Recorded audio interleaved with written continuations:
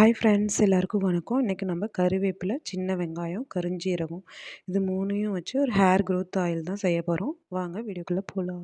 சின்ன வெங்காயம் 1 கப் அளவு எடுத்துக்கிட்டு நல்லா உரிச்சிட்டு வாஷ் பண்ணி வச்சுக்கலாம். கருஞ்சீரகம் ஒரு 5 ஸ்பூன் அளவுக்கு எடுத்துக்கலாம். இப்போ கருஞ்சீரகத்தை மட்டும் நம்ம லைட்டாக மிக்சியில் போட்டு கொரகொரன்னு அரைச்சி எடுத்துக்க போகிறோம்.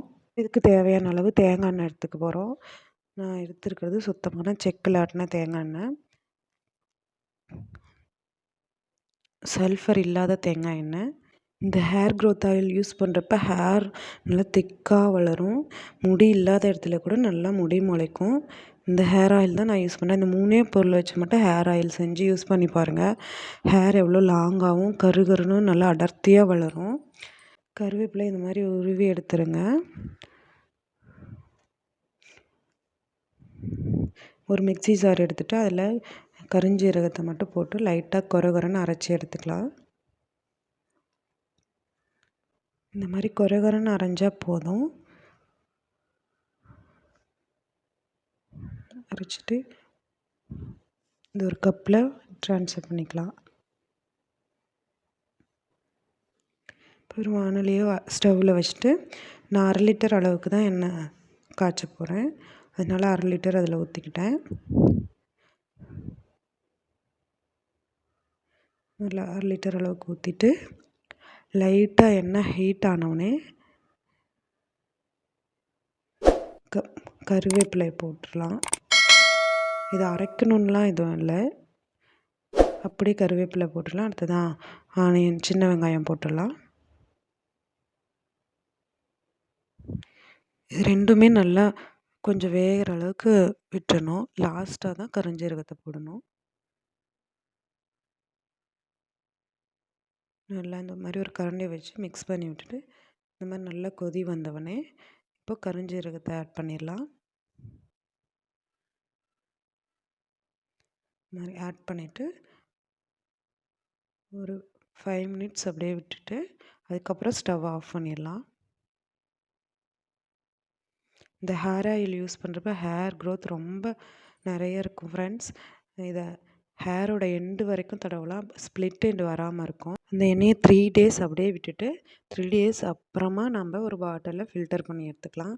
அப்போ தான் இதில் இருக்கிற கருவேப்பிலை இருக்கிற சாறு, ஆனியன் சாறு, கருஞ்சீரகத்தோட சாறு எல்லாமே ஆயிலில் மிக்ஸ் ஆகிருக்கும்.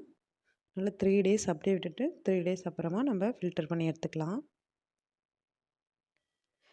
இந்த ஹேர் ஆயில் முடி பாதியில் உடையிறது, ஸ்ப்ளிட் எண்ட் வர்றது, இது எல்லாமே ஃபுல்லாக போயிடும்.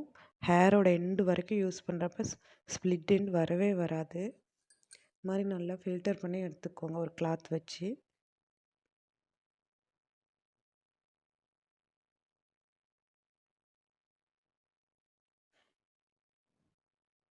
இந்த ஹேர் ஆயில் ஹேர் க்ரோத்துக்கு ரொம்ப யூஸ்ஃபுல்லாக இருக்கும். ட்ரை பண்ணி பாருங்கள். மாதிரி ஹேர் ஆயில் பார்த்திங்கனாவே உங்களுக்கு தெரியும் எப்படி இருக்குன்ட்டு. நல்ல முடி கருன்னு வளர ஆரம்பிக்கும். முடியே இல்லாத இடத்துல கூட புதுசாக முடி வளர ஆரம்பிக்கும். இந்த ஹேர் ஆயிலை டெய்லியுமே யூஸ் பண்ணலாம். கறி லீஃபை அரைச்செல்லாம் நம்ம சேர்க்கல, கறி லீஃபை அப்படியே முழுசாக சேர்த்துருக்கோம். அதனால் சைனஸ் ப்ராப்ளம் எதுவுமே வராது நம்மளுக்கு. இந்த மாதிரி இந்த ஹேர் ஆயில் எடுத்துட்டு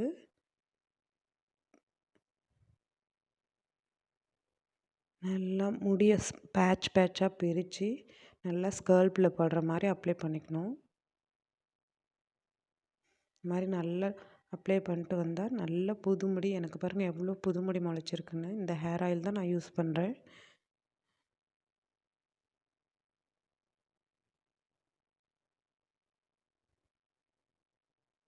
நல்லா இந்த மாதிரி ஒரு மசாஜ் கொடுத்துடலாம். எந்த அளவுக்கு மசாஜ் கொடுக்குறோமோ அந்த அளவுக்கு ஹேர் க்ரோத் ஆகும்.